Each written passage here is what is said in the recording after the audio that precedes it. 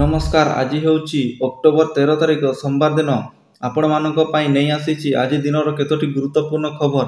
ସେଥିପାଇଁ ଭିଡ଼ିଓକୁ ଶେଷ ପର୍ଯ୍ୟନ୍ତ ଦେଖନ୍ତୁ। ତା ସହିତ ଆମ ଚ୍ୟାନେଲକୁ ଯଦି ନୂଆ ଆସିଛନ୍ତି ଚ୍ୟାନେଲକୁ ସବସ୍କ୍ରାଇବ୍ କରି ପାଖରେ ଆସୁଥିବା ବେଲ୍ ଆଇକନକୁ କ୍ଲିକ୍ କରି ରଖନ୍ତୁ। ଚାଲନ୍ତୁ ଆଜି ଦିନର ଗୁରୁତ୍ୱପୂର୍ଣ୍ଣ ଖବର ଉପରେ ନଜର ପକାଇବା।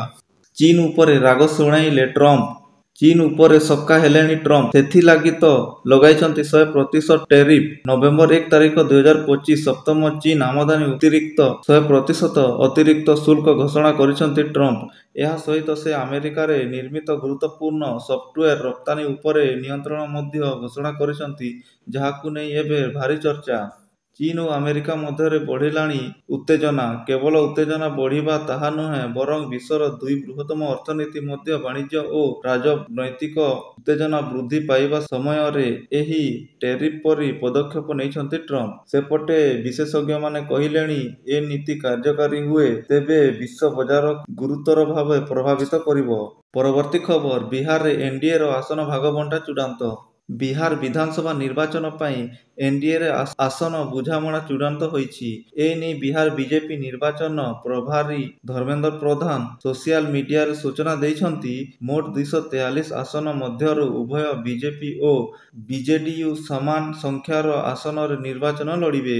ଗତକାଲି ବିଜେପି ରାଷ୍ଟ୍ରୀୟ ସଭାପତି ଜେପି ନଡ୍ଡାଙ୍କ ବାସଭବନରେ ବୈଠକ ବସିଥିଲା। ଏହାପରେ ଆସନ ବୁଝାମଣା ହୋଇଛି। ସେପଟେ ମହାମେଣ୍ଟରେ ଏପର୍ଯ୍ୟନ୍ତ ଆସନ ଭାଗବଣ୍ଟା ଗଣିତ ସମାଧାନ ହୋଇପାରିନାହିଁ। କଂଗ୍ରେସ ଓ ଆର୍ଜେଡି କିଏ କେତେ ଆସନରେ ଲଢ଼ିବେ ଠିକ୍ ହୋଇପାରିନି। ବିରୋଧୀ ଦଳ ନେତା ରାହୁଲ ଗାନ୍ଧୀଙ୍କୁ ଭେଟିବାକୁ ରାଷ୍ଟ୍ରୀୟ ଜନତା ଦଳର ନେତା ଦିଲ୍ଲୀ ଯାଇଛନ୍ତି। କାଲି ଦିଲ୍ଲୀରେ ବୈଠକ ଡାକିଛି କଂଗ୍ରେସ। ବିହାର ବିଧାନସଭାର ମୋଟ ଆସନ ସଂଖ୍ୟା 243। ବିହାରରେ ଦୁଇଟି ପର୍ଯ୍ୟାୟରେ ମତଦାନ ହେବ। 6 ନଭେମ୍ବର ପ୍ରଥମ ପର୍ଯ୍ୟାୟ ଓ 11 ନଭେମ୍ବରରେ ଦ୍ୱିତୀୟ ପର୍ଯ୍ୟାୟ ମତଦାନ ହେବ। 14 ନଭେମ୍ବରରେ ଭୋଟ ଗଣିତ ହେବ।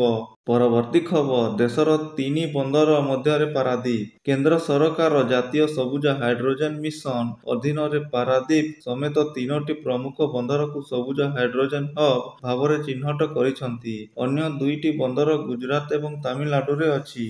ଏନ୍ଜିଏଚ୍ଏମ୍ ଭାରତକୁ ସବୁଜ ହାଇଡ୍ରୋଜେନ ଏବଂ ଏହାର ଡେରିଭେଟିଭ୍ସର ଉତ୍ପାଦନ, ବ୍ୟବହାର ଏବଂ ରପ୍ତାନିରେ ବିଶ୍ୱର ଏକ ସ୍ୱତନ୍ତ୍ର ହାସଲ କରିବାକୁ ଚାହୁଁଛି। ଏହି ମିଶନ ଉତ୍ପାଦନ ଏବଂ ବ୍ୟବହାର ପାଇଁ ଗୁରୁତ୍ୱପୂର୍ଣ୍ଣ ଭାବରେ କାର୍ଯ୍ୟ କରିବା ସହିତ ବୃହତ ପରିମାଣର ହାଇଡ୍ରୋଜେନ ହବ୍‌ଗୁଡ଼ିକର ବିକାଶକୁ ପ୍ରୋତ୍ସାହିତ କରିବା। ଏହି ପଦକ୍ଷେପ ଏକ ସ୍ଥାନୀୟ ଏବଂ ପ୍ରତିଯୋଗିତାମୂଳକ ହାଇଡ୍ରୋଜେନ ଅର୍ଥନୀତିକୁ ପ୍ରୋତ୍ସାହିତ କରିବା।